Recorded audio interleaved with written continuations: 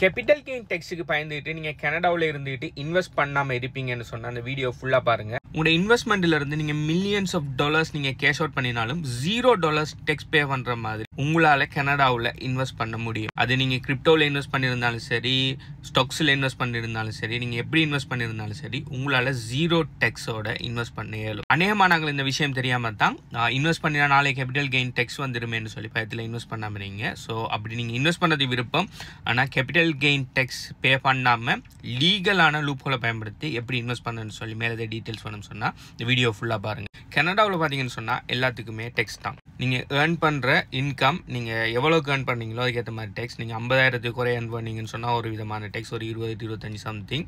அடுத்தது federal tax இருக்குது, நீங்க இருக்கிற ப்ரொவின்சியல் டேக்ஸ் இருக்குது. நீங்க கூடுதலாக ஏர்ன் பண்ண அந்த அவங்க அடிக்கிற டேக்ஸ் பார்த்தீங்கன்னு சொன்னா கிட்டத்தட்ட 20% இருந்து கிட்டத்தட்ட 45-50% வரையும் டேக்ஸ் போகும். It depends on which province you are. அது மட்டும் இல்லாம ஆல்ரெடி டேக்ஸ் பிடிச்சி தந்த மணியை நீங்க திரும்ப ஸ்பெண்ட் பண்ணக்குள்ள திரும்ப கூட டேக்ஸ் போடுவாங்க. ஸோ ஆல்ரெடி இவ்வளவு டேக்ஸும் அடிச்சதுக்கு பிறகும் உங்களுக்கு இன்வெஸ்ட் பண்றதுக்கு ஆசையா இருக்கும். ஆனா பிரச்சனை என்னன்னு சொன்னா, இன்வெஸ்ட் பண்ணி நாளைக்கு நீங்க ஒரு $1,000 இன்வெஸ்ட் பண்றீங்க, அது இல்லை பிட்காயின்ல இன்வெஸ்ட் பண்றீங்க. ஒரு 5-10 வருஷத்துல பிட்காயின் 10x 100x போய் நீங்க இன்வெஸ்ட் பண்ற பணம் $100,000 $1 million போயிடுதுன்னு சொன்னா, நாளைக்கு அதை எடுத்தா அதுல அறவாசை பறிச்செடுப்பானு சொல்லி தான் அநேகமான நாட்கள் பயந்துக்கிட்டு கனடாவில் இருந்துக்கிட்டு இன்வெஸ்ட்மெண்ட்டே பண்றல. ஆனா லீகலா நீங்க எந்த விதமான டேக்ஸுமே பே பண்ணாமல் இன்வெஸ்ட் பண்ணலாம். அப்படி இன்வெஸ்ட் பண்ணுறதுக்குரிய அக்கௌண்ட்ற பேரை பார்த்தீங்கன்னு சொன்னால் TFSAன்னு சொல்கிற டேக்ஸ் ஃப்ரீ சேவிங்ஸ் அக்கௌண்ட்னு சொல்லி, இது 2009 நினைக்கிறேன் 9 கனடாவில் கொண்டு வந்த ஒரு விஷயம் உண்டு. இது என்னன்னு சொன்னால், கனடாவில் ஒவ்வொரு வருஷமும் கனேடியன் ரெசிடென்ட்ஸுக்கு, அதாவது நீங்கள் டெம்பரரி ரெசிடெண்ட்டாக இருக்கலாம், பெர்மனன்ட் ரெசிடெண்ட்டாக இருக்கலாம், சிட்டிசனாக இருக்கலாம், நீங்கள் யாராக வேணுனாலும் இருக்கலாம். நீங்கள் கனடாக்குள்ளே இருப்பீங்கன்னு சொன்னால் நீங்கள் TFSA அக்கௌண்ட் கிரியேட் பண்ணலாம். ஸோ TFSA அக்கௌண்ட் கிரியேட் பண்ணினா நீங்கள் மில்லியன்ஸ் ஆஃப் டாலர்ஸ் இன்வெஸ்ட் பண்ணலாமான்ட்டா இல்லை. ஒவ்வொரு வருஷமும் அவங்க ஒரு குறிப்பிட்ட அளவு அலோகேஷன் ஒன்று தருவாங்க. 2025க்குரிய TFSA அலோகேஷன் பார்த்தீங்கன்னு சொன்னால் $7,000. அதாவது 2025 நீங்கள் TFSAக்குள்ள இதுக்குள்ள நீங்கள் இன்வெஸ்ட் பண்ண வர்றதுக்கு மேக்ஸிமம் எவ்வளோ கொண்டு வரலாம்னு சொன்னால் $7,000 நீங்கள் இன்வெஸ்ட் பண்ணலாம். இந்த $7,000 $70,000 ஆனாலும் சரி, $7 மில்லியன் ஆனாலும் சரி, உங்களோட இன்வெஸ்ட்மெண்ட் மூலம் நீங்கள் நாளைக்கு அதை கேஷ் அவுட் பண்ணி வெளியிடக்குள்ள எந்த விதமான டேக்ஸுமே நீங்கள் பே பண்ண தேவையில்லை. ஸோ இந்த அமௌண்ட் பார்த்தீங்கன்னு சொன்னால் ஒவ்வொரு வருஷமும் அக்யூமுலேட் ஆகிட்டே போகும். ஸோ நீங்கள் இவ்வளோ காலத்துக்கு நீங்கள் இந்த TFSA அக்கௌண்ட்ல நீங்க இன்னும் இன்வெஸ்ட்மெண்ட் பண்ணல, அதாவது TFSA அக்கௌண்டே திறந்து இல்லை. நீங்க 2009 இவங்க இதை எஸ்டாப்ளிஷ் பண்ணக்குள்ள உங்களுக்கு ஆல்ரெடி 18 வயசு ஆகிருக்கும். பிளஸ் நீங்க 2009 இருந்தே கனடாவில் தான் இருக்கீங்கன்னு சொன்னா ஒவ்வொரு வருஷமும் நீங்க உங்களுக்கு அக்யூமுலேட் ஆகி இன்றைக்கு வரைக்கும் நீங்க எவ்வளவுக்கு இன்வெஸ்ட் பண்ணலாம்னு சொன்னா டோட்டல் கிட்டத்தட்ட $1,02,000 நீங்க கண்ட்ரிபியூட் பண்ணலாம். இந்த $1,02,000 நாளைக்கு 1 மில்லியனோ 10 மில்லியன் போனா கூட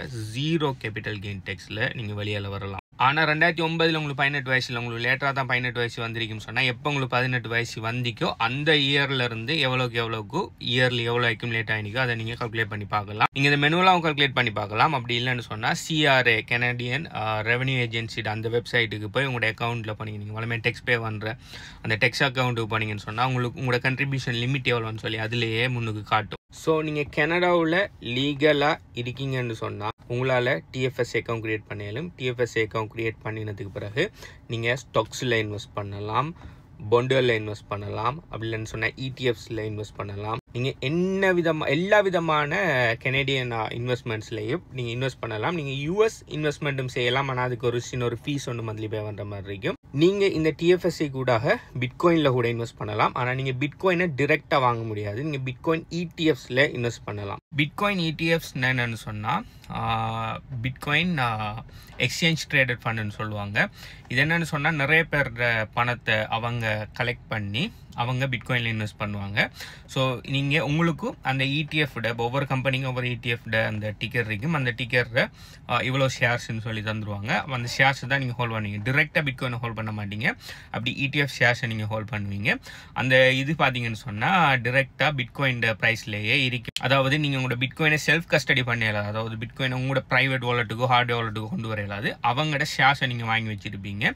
ஸோ அவங்க உங்களுக்காக உங்களோட பிட்காயினை ஹோல்ட் பண்ணுவாங்க. இதில் செல்ஃப் கஸ்டடிங்கிற இருக்காது. ஆனால் பார்த்தீங்கன்னு சொன்னால் இப்படியான கெனடியன் பிட்காயின் ETFs கம்பெனிஸ் எல்லாம் ஆல்ரெடி கவர்மெண்ட்டோட ரெகுலேட் பண்ணின விஷயங்கள். நாளைக்கு அவங்க பேங்க்ரப்ட் ஆயினாலும் கவர்மெண்ட் பொறுப்படுத்தி உங்களோட பணத்தை எல்லாம் திரும்ப தந்துடும். ஸோ அதை பற்றி பயப்பட தேவை. நாளைக்கு அவங்க ஏமாற்றி எக்ஸ்சேஞ்சல் மாதிரி ஏமாற்றி போகிற சான்ஸ் இருக்காண்டா இல்லை, because it is highly regulated. அடுத்தது பார்த்தீங்கன்னு சொன்னால் TFS அக்கௌண்ட் கிரியேட் பண்ணுறதுக்கு நிறைய பிளாட்ஃபார்மல் இருக்குது. சில பிளாட்ஃபார்மில் பார்த்தீங்கன்னு சொன்னால் சின்ன ஒரு கமிஷன் ஒன்று அவங்க எடுப்பாங்க. சில பிளாட்ஃபார்மில் இருக்குது 100% கமிஷன் ஃப்ரீ ட்ரேடிங்கள் நீங்கள் பண்ணலாம். அதாவது நீங்கள் அதில் வாங்குற விற்கிற எதுக்குமே எந்த விதமான அவங்களுக்கு அந்த பிளாட்ஃபார்முக்கு கமிஷனை ஃப்ரீ பே பண்ண தேவை, எல்லாமே ஃப்ரீ.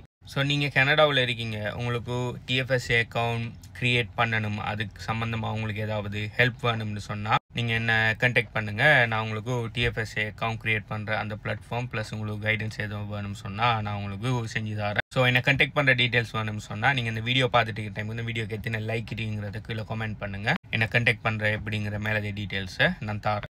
நீங்கள் TFS அக்கௌண்ட் க்ரியேட் பண்ணித்தான் நீங்கள் இன்வெஸ்ட்மெண்ட்கள் பண்ணுறீங்களா? அப்படி இல்லைன்னு சொன்னால் ரெகுலர் எக்ஸ்சேஞ்சில் போய் இன்வெஸ்ட் பண்ணி நாளைக்கு டெக்ஸ் பிரச்சனையில் மாட்ட போகிறீங்களா இல்லையாங்கிறத கீழே கமெண்ட் பண்ணுங்கள். பை.